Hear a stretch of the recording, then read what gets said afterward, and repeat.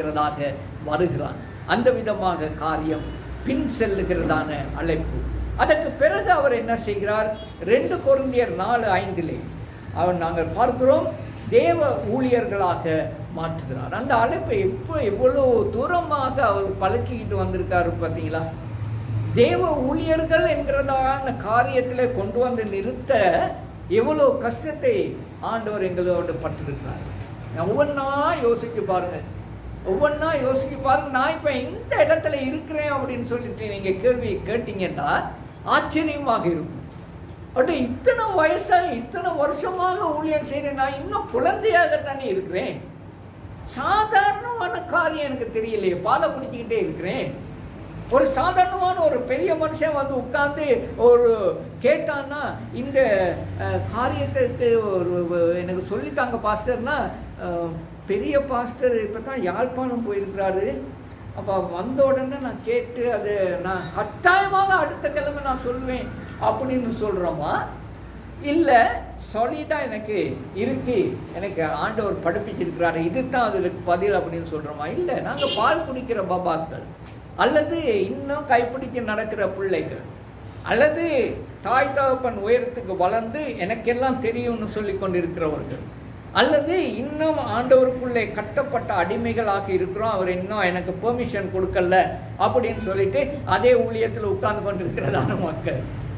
அல்லது போனால் இப்போ தான் எனக்கு அழைப்பு கிடைச்சிருக்கு அப்படின்னு சொல்றதான, இப்போ தான் எனக்கு அழைப்பு கிடைச்சிருக்கு, ஒரு ஆத்மாவை சந்திக்கணும், எப்படி சந்திக்கிறது, விடன்னு நடுங்குது மேல இருந்து கால் வரையும், அவனுக்கிட்ட சுவிசேஷம் சொல்லணுமே, அந்த விதமான காரியம் எல்லாம் முடிச்சதுக்கு பிறகுதான் 2 கொரிந்தியர் 4வது அதிகாரத்தில் 5வது வசனத்தில் நாங்கள் வாசிக்கிறோம், நாங்கள் எங்களையே பிரசங்கியாமல் கிறிஸ்து இயேசுவை கர்த்தர் என்றும்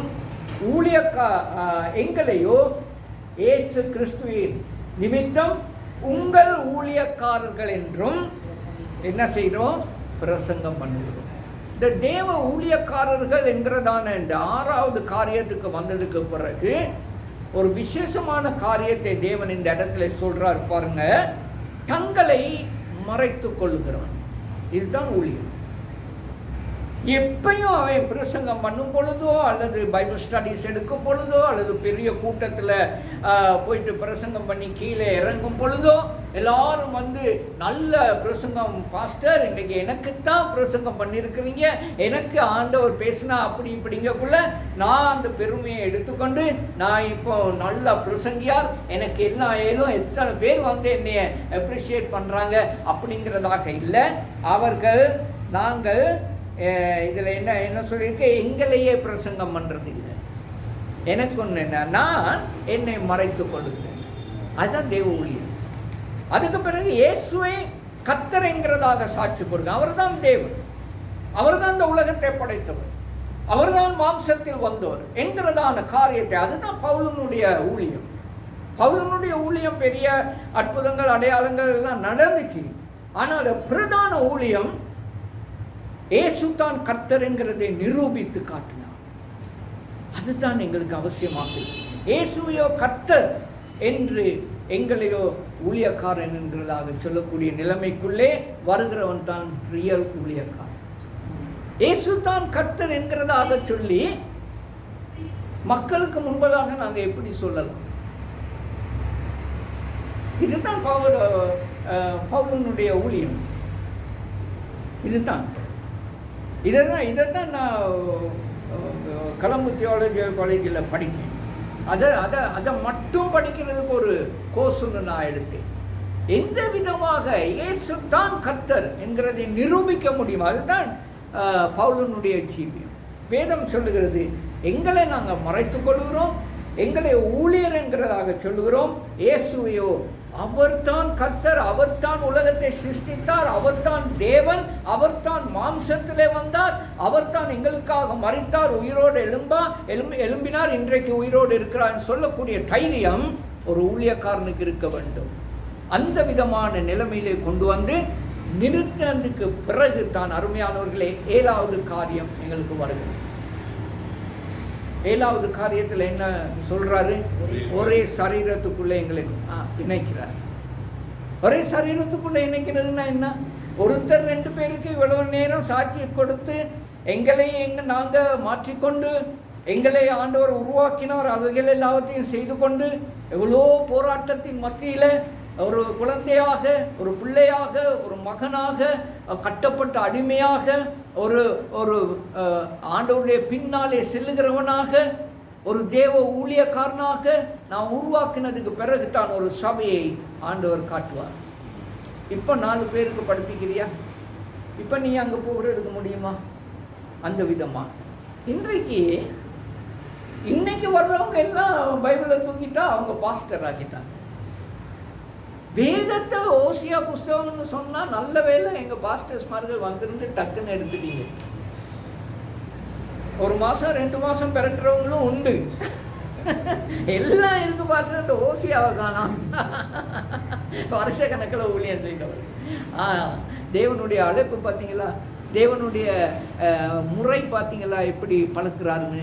ஒரு சபையை எங்களுக்கு உள்ளாக அறிமுகப்படுத்தும். 4 பேர்களை எங்களுக்கு முன்பதாக கொண்டு வந்து நிறுத்த வேண்டுமையாகி ஒரு 4 விசுவாசிகளை எடுத்துக்கொண்டு வந்து இந்த மனுஷனுக்கு முன்பதாக நிறுத்த போறேன், இவன் எப்படியாவது இவங்க எல்லாத்தையும் எடுத்துக்கொண்டு தான் பரலோகம் வருவான் என்று சொல்லக்கூடிய விதமாக தேவன் எங்களிலே ஒரு விசுவாசத்தை வைத்திருக்கும். தெரியாம தூக்கி கொடுக்க மாட்டார். இருக்கிறவனையும் அவங்க பாதாளத்தில் இருக்கிற அவனும் போயிடுவான். அவனும் காணா, இவனும் காணும், கொடுத்தவனையும் காணும் இல்லையா? ஆனபடினால இந்த சரீரம் ஒரே சரீரம். கொலோசியர் 3வது அதிகாரம் 15வது வசனத்தில் பாருங்க. தேவ சமாதானம் உங்கள் இருதயங்களில் ஆளக்கடவது, இதற்கென்றே நீங்கள் ஒரே சரீரமாக அழைக்கப்பட்டீர்கள், நன்றி அறிதல் உள்ளவர்களாயும் இருங்கள். தேவ சமாதானம் இல்லாமல் ஒரு ஊழியக்காரன் ஒரு சர்ச்சில் வேலை செய்யலாம். எல்லா விதத்திலையும் அவனுக்கு தேவ சமாதானம் கிடைக்கும். சரீர பிரகாரமாக கொஞ்சம் கஷ்டப்படத்தான் செய்வான். ஏன்னா அவன் சம்பளத்துக்கு வேலை செய்யறது இல்லையா? அவன் எல்லாத்துக்கும் ஆண்டவரே உட்காந்துக்கிட்டு இருக்கான்.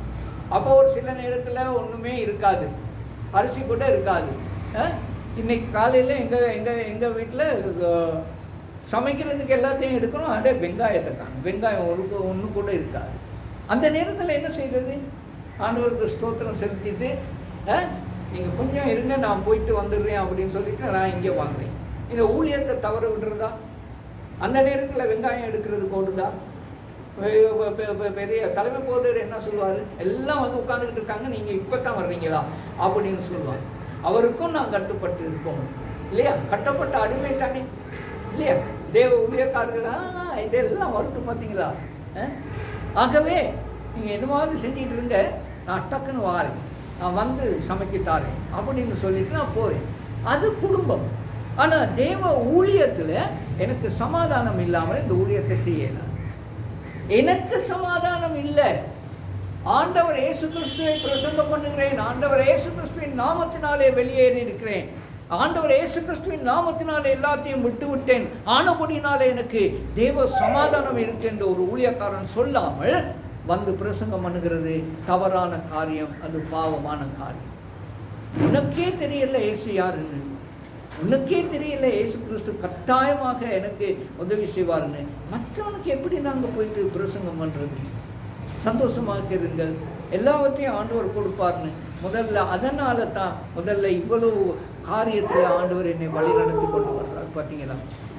ஆனபடினால இந்த ஒரே சரீரத்துக்கு உள்ளே ஒரு ஊழியக்காரனை கொண்டு வந்து நிறுத்துகிறதுக்கு முன்பதாக ஆண்டவர் சொல்கிறார், நான் வந்து என்னை ஏற்றுக்கொண்ட எனக்குள்ளே நீ இருக்கிற, நான் ஊழியத்துக்கு கொண்டு வந்தேங்கிற சமாதானம் உனக்கு இருக்கா? அந்த சமாதானம் இல்லாட்டி ஊழியத்துக்கு வராது. போயிட்டு ஒரு வேலையை செய்கிறது நல்ல விலங்கு தான். ஊழியத்துக்கு உள்ளே இருந்து சமாதானம் இல்லாமல் இருக்கிறதை விட நாங்கள் வெளியே போய் எங்களுக்காக ஒரு 4 பணத்தை உழைக்கிறது மிகவும் சந்தோஷமாக இருக்கும். அது அவருக்கும் கஷ்டம் இல்லை, நம்மளுக்கும் கஷ்டம் இல்லை. அவருடைய நாமத்தை நாங்கள் வீட்டில் வழங்கவும் மாட்டோம், இழுக்கவும் மாட்டோம்.